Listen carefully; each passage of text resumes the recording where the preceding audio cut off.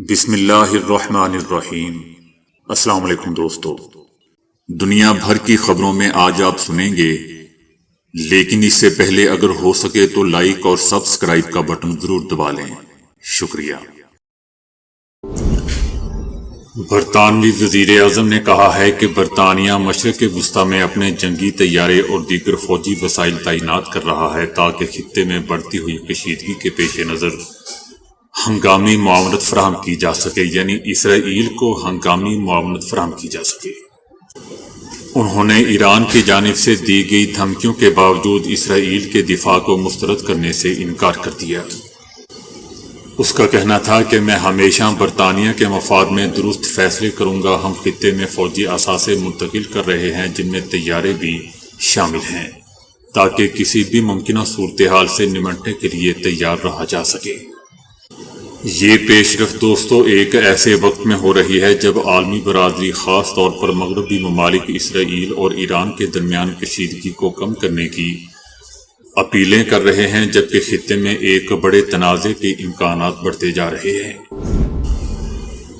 ایرانی آرمی کا کہنا ہے کہ صہیونی حکومت کے لڑاکا طیاروں کے ایندھن کی پیداواری تنصیبات اور توانائی کی فراہمی کے مراکز کو وعدہ صادق 3 کی نئی لہر میں ڈرونز اور میزائلوں کے ذریعے نشانہ بنایا گیا ہے۔ ایرانی آرمی کا کہنا ہے کہ اگر شرارتیں اور جارحیتیں جاری رہیں تو مسلح افواج کا جارحانہ آپریشن مزید بھیانک اور وسیع تر ہوتا جائے گا۔ ایرانی آرمی کا مزید کہنا تھا کہ ایران کا ایروسپیس ڈیفنس سسٹم مربوط نیٹ ورک اور ملک کے مشترکہ فضائی دفاعی ہیڈ کوارٹر کی کمان میں مختلف علاقوں میں صہیونی فوج کے 3 کروز میزائلوں، 10 ڈرون اور درجنوں چھوٹے طیاروں کو روکنے اور تباہ کرنے میں کامیاب ہوا ہے۔ انٹرنیشنل میڈیا کا کہنا ہے کہ اسرائیل نے ایران کے اندر فوجی کارروائی سے پہلے میڈیا کی ایک ٹھوس چال کے ذریعے دنیا کو چکما دیا۔ اس فریب کاری کا مقصد حیرت کا پہلو مضبوط رکھنا اور ایرانی رد عمل میں تاخیر پیدا کرنا تھا۔ انٹرنیشنل میڈیا کا کہنا ہے کہ ایک ایسی رات میں جب بظاہر سکون چھایا ہوا تھا، دنیا جوہری مذاکرات کے ایک نئے دور کا انتظار کر رہی تھی، اور ذرائع ابلاغ میں اسرائیلی وزیر اعظم نیتن یاہو کی تعطیلات اور ان کے بیٹے کی شادی کی خبروں کا چرچا تھا۔ دوسری جانب اسرائیل پس پردہ اپنی سب سے خفیہ اور فریب پر مبنی کارروائیوں کی تیاریوں میں مصروف تھا۔ بند دروازوں کے پیچھے اسرائیلی قومی سلامتی کونسل کے اجلاس میں ایران کے اندر حملے کا فیصلہ کیا جا چکا تھا۔ اسرائیل نے دوستو جان بوجھ کر قومی سلامتی کونسل کے اجلاس کو یرغمالیوں سے متعلق مذاکرات کا عنوان دیا تاکہ ایران کو مطمئن کیا جا سکے اور اسے حملے کے وقت سے بے خبر رکھا جائے۔ جیسے ہی اجلاس کا آغاز ہوا، حکومت نے اتفاق رائے سے حملے کی منظوری دے دی۔ اس میڈیا فریب کاری میں اسرائیلی حکومت نے غزہ میں یرغمالیوں سے متعلق مذاکرات کی آڑ میں قومی سلامتی کونسل کا اجلاس بلایا اور دعویٰ کیا کہ اس کے اعلیٰ عہدیدار امریکہ روانہ ہو رہے ہیں تاکہ ایران اور امریکہ کے درمیان متوقع جوہری مذاکرات میں شرکت کی جا سکے۔ ساتھ ہی یہ افواہیں بھی پھیلائی گئیں کہ نیتن یاہو اور امریکی صدر ٹرمپ کے درمیان اختلافات پیدا ہو چکے ہیں اور نیتن یاہو اپنی نجی مصروفیات جیسا کہ بیٹے کی شادی کے لیے اسرائیل کی فضائی حدود بند کرنے کی تیاری کر رہا ہے۔ یہ تمام اطلاعات مبینہ طور پر دوستو ناظرین کو گمراہ کرنے اور اصل منصوبہ چھپانے کے لیے جان بوجھ کر ذرائع ابلاغ کے ذریعے یعنی میڈیا کے ذریعے پھیلائی گئی۔ اتنے یہ خنزیر قسم کے لوگ ہیں۔ اس فریب کاری یا دھوکہ دہی کا بنیادی مقصد یہ تھا کہ ایران کو غافل رکھا جائے اور اس کے رد عمل کو مؤخر کیا جا سکے تاکہ اسرائیلی فضائی حملہ مکمل طور پر اچانک اور مؤثر ہو۔ ان حملوں کے نتیجے میں ایرانی دارالحکومت تہران میں دوستو سیکیورٹی اور عسکری اداروں کے اعلیٰ کمانڈرز سمیت جوہری پروگرام سے وابستہ افراد کو شہید کر دیا گیا۔ لیکن دوستو یاد رہے کہ اس کا نتیجہ کیا نکلا کہ آج یہ اسرائیل جوتے کھا رہا ہے ایران سے۔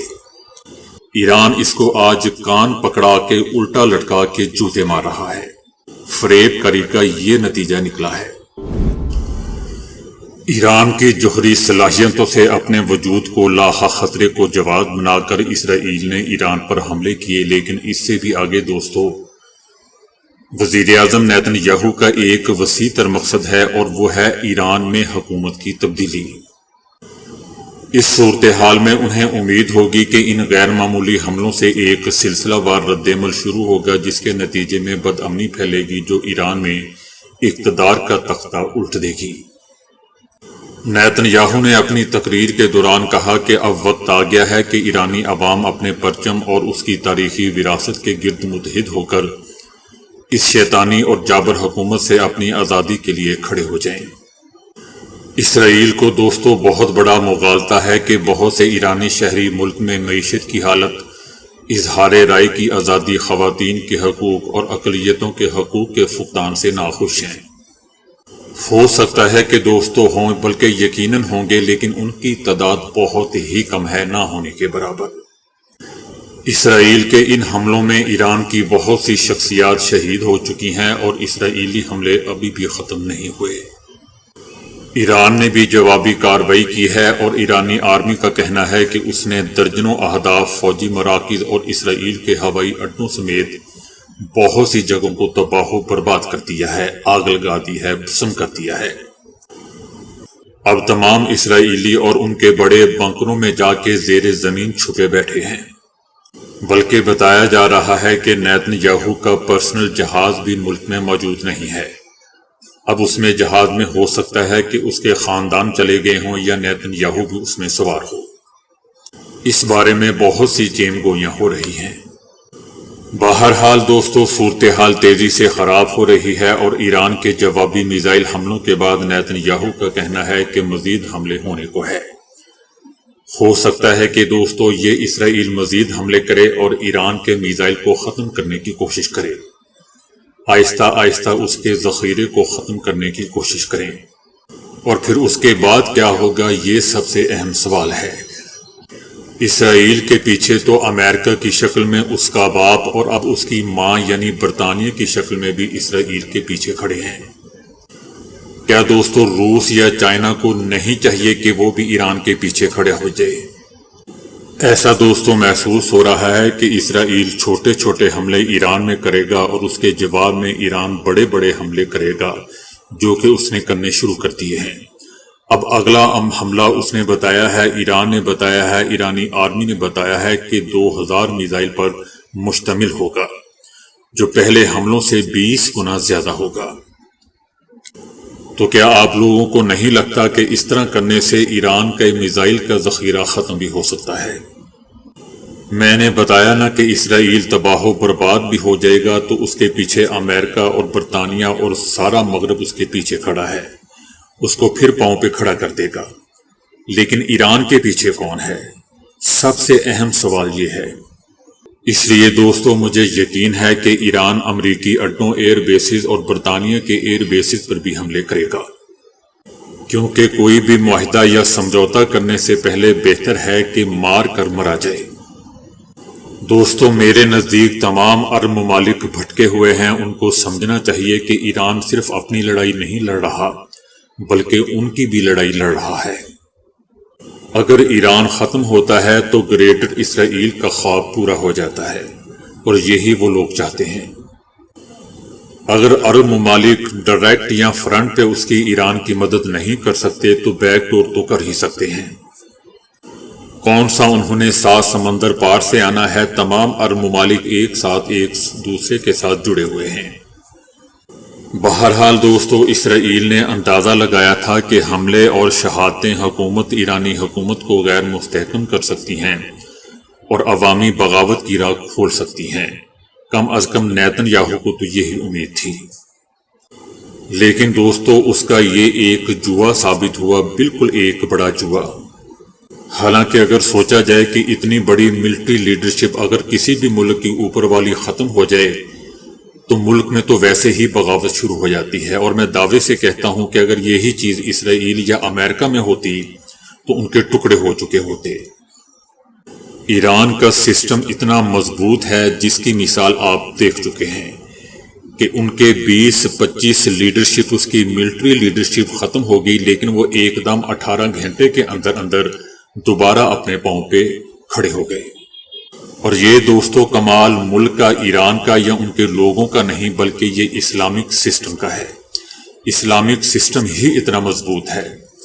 ایران کے پاس تو بہت سے میزائلوں کا ذخیرہ ہے، لیکن آپ افغانستان کی طرف چلے جائیں، وہاں صرف توڑے دار بندوقوں سے انہوں نے پورے افغانستان پر دوبارہ طالبان نے قبضہ کر لیا، اور 20 سال سے باہر کے لوگ، گورے یا مغرب کے لوگ، امریکہ اسلامک سسٹم کو، طالبان کے اسلامک سسٹم کو توڑنے کی کوشش کرتے رہے، لیکن نہیں ٹوٹا۔ اور جب طالبان نے ان کے سسٹم کو توڑنے کی کوشش کی تو صرف 7 دن بھی پورے نہیں لگے، اس سے پہلے یہ آرٹیفیشل سسٹم توڑ دیا گیا۔ اسلامک سسٹم میں اور ان مغرب کے سسٹم میں دوستو اتنا فرق ہے۔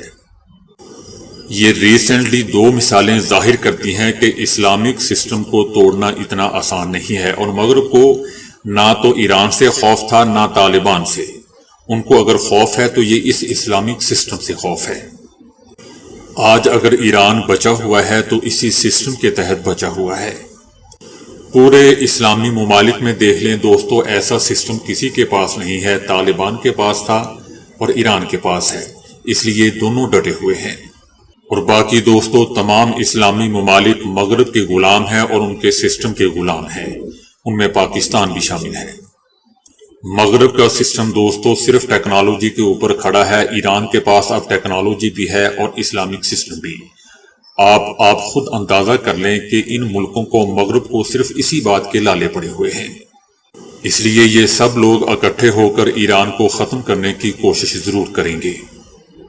لیکن دوستو میرا ایمان ہے کہ جب تک ایران نے اسلامک سسٹم کو نہیں چھوڑتا، ایران کا بال بھی بھیکا نہیں ہو سکتا، چاہے اس کو 1500 سال کیوں نہ لڑنا پڑے۔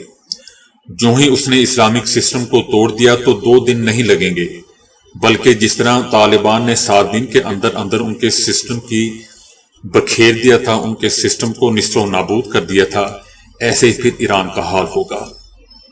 بس آپ یہ سمجھ لیں کہ یہ سسٹم کی لڑائی ہے، نہ کہ ٹیکنالوجی کی، نہ کہ لوگوں کی، نہ کہ ملکوں کی۔ بہرحال اسرائیل نے جو جوا کھیلا تھا، مغرب نے جو جوا کھیلا تھا، وہ بری طرح ناکام ہو چکا۔ ایران میں دوستو سب سے زیادہ طاقت رکھنے والے وہ لوگ ہیں جو مسلح افواج اور معیشت کو کنٹرول کرتے ہیں، اور اس میں زیادہ تر طاقتور ایرانی آرمی اور کچھ دیگر غیر منتخب اداروں میں سخت گیر افراد کے ہاتھوں میں ہے۔ انہیں بغاوت کرنے کی کوئی ضرورت نہیں ہے، کیونکہ وہ پہلے ہی اقتدار میں ہے اور وہ ایران کو محاذ ارائی کی سمت میں لے جا سکتے ہیں۔ اسرائیل کا مطلوبہ منصوبہ دوستو ایک بغاوت لگتا ہے، جس میں ایک دوستانہ قوت ملک کا اقتدار سنبھالے، لیکن یہاں ایک بڑا سوال یہ بھی ہے کہ متبادل کون ہوگا۔ ایرانی حزب اختلاف کی طاقتیں حالیہ برسوں میں انتہائی تقسیم رہی ہیں اور یہاں کوئی واضح آپشن نہیں ہے۔ ایران میں کچھ حزب اختلاف کے گروہوں نے ملک میں حکومت مخالف گروپوں اور کارکنوں کا اتحاد بنانے کی کوشش کی تھی، لیکن یہ زیادہ دیر پا نہیں چل سکا۔ ایران کے سابق ولی عہد رضا پہلوی، جو ایران کے سابق شاہ کے بیٹے ہیں اور سن 1979 کے ایران کے اسلامی انقلاب میں ان کے والد کی حکومت کا تختہ الٹ دیا گیا تھا، جیسا کہ ہم جانتے ہیں۔ وہ جلا وطنی کی زندگی گزار رہا ہے اور غیر ملکیوں کو اپنے مقصد کی حمایت میں قائل کرنے کی کوشش کر رہا ہے۔ انہوں نے حالیہ برسوں میں اسرائیل کا دورہ بھی کیا تھا۔ اگرچہ وہ کچھ ایرانیوں میں مقبول ہے، لیکن یہ واضح نہیں ہے کہ آیا وہ جلد ہی حکومت کی تبدیلی کے لیے ایک طاقت میں تبدیل ہو سکتا ہے یا نہیں۔ وہ تو پہلے ہی بگوڑا ہے۔ صدر ٹرمپ نے ایران سے مطالبہ کیا ہے کہ مذاکرات کی میز کی طرف لوٹ آئیں، لیکن دوستو ایران کے رہنماؤں کے لیے ایک یہ مشکل انتخاب ہوگا، کیونکہ اس کا مطلب یہ ہوگا کہ ایران نے شکست قبول کر لی۔ دوسرا آپشن یہ ہے کہ اسرائیل کے خلاف جوابی حملے جاری رکھے جائیں۔ ایسا لگتا ہے کہ یہ ان کا سب سے پسندیدہ ایران کا آپشن ہوگا۔ دوسری طرف ایران ماضی میں دوستو خطے میں امریکی اڈوں، سفارتخانوں اور مفادات کے مقامات کو نشانہ بنانے کی دھمکی دیتا رہا ہے، لیکن ایران کے لیے یہ آسان نہیں ہوگا اور امریکہ پر حملہ کرنا اسے براہ راست اس تنازع میں شامل کرنا ہوگا، جو ایران کم از کم نہیں چاہے گا۔ دھول دوستو اب چھٹی نہیں ہے، اور جب یہ چھٹ جائے گی تب یہ پتہ چلے گا کہ کیا کیا بدل گیا ہے۔ ایرانی میزائلوں نے نیتن یاہو کو دوستو بنکر سے نکلنے پر مجبور کر دیا۔ ایران کے مسلسل میزائلی حملوں سے صہیونیوں میں تشویش کی لہر دوڑی ہوئی ہے، اور اب وہ مقبوضہ سرزمین سے بھاگنے کا پروگرام بنا رہے ہیں۔ غاصب اور جابر صہیونی وزیر اعظم نیتن یاہو تل ابیب کے جنوب میں ایرانی میزائل کے حملے سے ہونے والی تباہی کو قریب سے دیکھنے کے مقام پر پہنچے۔ دوستو میرے خیال سے لوگوں کو چاہیے کہ اس کو گود میں اٹھا کر ہر وہ جگہ دکھائیں جہاں جہاں میزائل برسے ہیں اور جہاں جہاں تباہ و بربادی ہوئی ہے، تب اس کو پتہ چلے کہ کس کے ساتھ اس نے پنگا لیا ہے۔ ویسے تو یہ پورا تل ابیب کا دورہ نہیں کرے گا، بھاگنے کی کوشش کرے گا دوبارہ اپنے بنکر میں۔ لوگوں کو چاہیے کہ اس کو پکڑیں اور گودی میں اٹھا کے پورا تل ابیب گھمائیں، اور ساتھ ساتھ اس کی گیلی پینٹ بھی تبدیل کرتے رہیں، جو کہ اتنی تباہی دیکھ کر یقیناً گیلی ہوگی۔ تو دوستو ابھی کے لیے اتنا ہی۔ ویڈیو کو لائک اور شیئر کرنے کا بہت بہت شکریہ۔